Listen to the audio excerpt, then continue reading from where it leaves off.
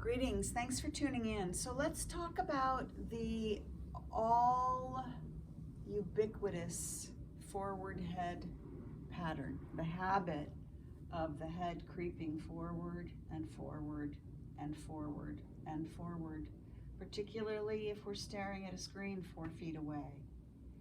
So the reason that the head can't stay support on top of the torso is because it's not being supported. And when it doesn't have support, it tends to drift forward. Take a look at this person's rib cage. You can see that her rib cage is rounded, that she's sitting on the back of her pelvis so that her spine is flexed forward, and her head is just an extension of the flexion in her spine. What I mean by flexion is this curve that way. What she's missing is having her rib cage underneath her. If you take a look at what's under the shoulder girdle and what's under the neck, it's the ribs, which are very, very narrow at the top. They're about the size of your index finger and your thumb put into a circle. So absent the rib cage being underneath me, I have no recourse but for my head to come forward. It's also a counterbalancing. If my spine goes back, my head goes forward. If my spine comes forward, my head goes back. What sits on top of the circumference of the rib cage is the shoulder girdle. So here are the collarbones. You're looking at it from above. Here's the sternum or the breastbone. Here's the spine, and here's the collarbones. So they rest on the rib cage also, like a yoke. So if I have a habit pattern of using my neck to look at something and craning forward, it's going to pull the rest of my spine into the pattern. If I have a rib cage that's depressed already, it's going to pull my head forward. So what we want to try and do in our lesson today is see if we can free the shoulders from the ribs, free the neck from the ribs, and free the neck from the shoulders. So you're going to need a pillow about this thickness. No, most people don't have a pillow this thick. So you can use a stack of coffee table books. Works really great with just a towel on top of it, because that way your head can roll freely. If it's a bed pillow, you get kind of stuck in the pillow. So please start in standing. I'm not going to stand. And just simply find your feet. Find how you're standing on your feet, whether you're on the fronts of the feet, the backs of your feet, more to the right foot, more to the left foot, and then sense upward in through your legs and up your spine to your head. And just notice what seems like how your head is sitting right now. If it feels like it's forward, don't try to crane it back, don't try to fix it. The way we make constant improvement is by attending to ourselves with kindness. So we're just looking, we're not judging. Now begin to turn your head just a little bit to the right and a little bit to the left, noticing what's easy, not going as far as you can, not busting out as hard as you can to meet the goal or to follow the instruction, but just going softly and easily until you find the first bit of restriction, and that's as far as you'll go. Then you're going to repeat this again, lying on your back. So you'll lie on your back with your legs long and just see what it feels like to roll your head to the right and to the left, glacially, as slowly as you can bear. Feeling the quality of the movement, feeling whether your shoulder blades are touching the floor or whether they're pulled up away from the floor. Noticing whether you can feel your spine between your shoulder blades, noticing the curve in your lower back. You can let that take a lot more time, but I'm trying to make this video not too long for you. So then you will roll onto your side and bring your stack of books under your head and stack your shoulders. So this would be not stacked shoulders. That means that this top shoulder is way behind my bottom shoulder. Stacked shoulders would be relatively upright, and you bring your palms one on top of the other.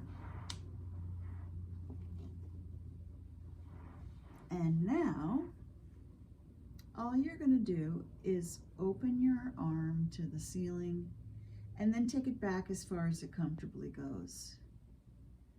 It could go further if I rolled through my spine, but we're actually looking at what the shoulder joint is doing. This is just another pre-test, okay?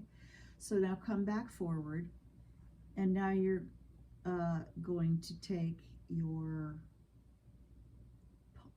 fingertips to the ceiling, and then you're going to take it back, and then you're going to take it to the fingertips to the ceiling and forward.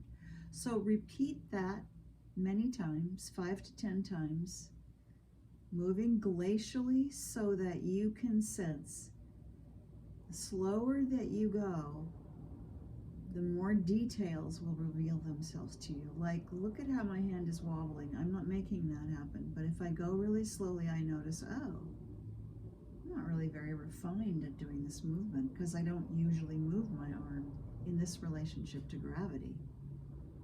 So you repeat that many times, then you'll bring your hand into vertical again, and then you'll roll your head back so that your nose and fingertips are in a line. And then with them in a line, like a bow and arrow, you're going to go both ways. You can keep your eyes open, you can close your eyes. This is a very familiar pattern to the brain because our eyes always go where our hands go, and our hands always go, well, not always, but almost always where our eyes go. So this is something that's a very familiar tune, a very simple and familiar tune. Now, if we wanted to complexify the movement to create a new learning situation, the next time you're in the midpoint, you would let your arm open back as your head rolls forward. So here they are opposite each other. Now the fingertips and the nose come towards each other. They meet in the midline, and then they continue in opposite directions. Make sure you don't roll your head beyond what is comfortable in either direction. Going as slowly as you can. Repeat as many times as you like. If you need to take a rest, if you're feeling fatigued, just roll onto your back, remove the books, and roll onto your back for a moment at any time during any part of any lesson. You must rest if you need to. So then the next step would be to bring your arm to the ceiling again, and bring your head down, chin to chest, and bring your arm down. Then bring your arm up and bring your chin up. So it's not a rolling movement, is it? It's a nodding yes movement. You do that in unison for 5 to 10 times, and then you'll reverse direction. So once again, hand and face towards each other, hand and face away from each other, but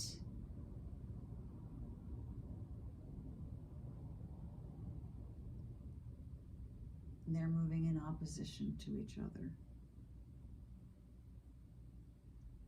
All right, now when you're finished, just come forward and take a rest. Make sure that your palms can still reach each other. First thing you'll do is take your post test, which is to open your arm back and see how far your arm goes. So I'm hitting the furniture here, but you would see if I had more room that I've gained a great deal of range of motion in my shoulder. And then remove your books, roll onto your back, sense your two sides, what you notice that's different about the side on the bottom and the side on the top. Which side feels warmer, which side feels longer, which shoulder blade is flatter to the floor, which shoulder feels more open or heavy or wide. Which side of the neck feels fuller, which side of the cheek feels fuller.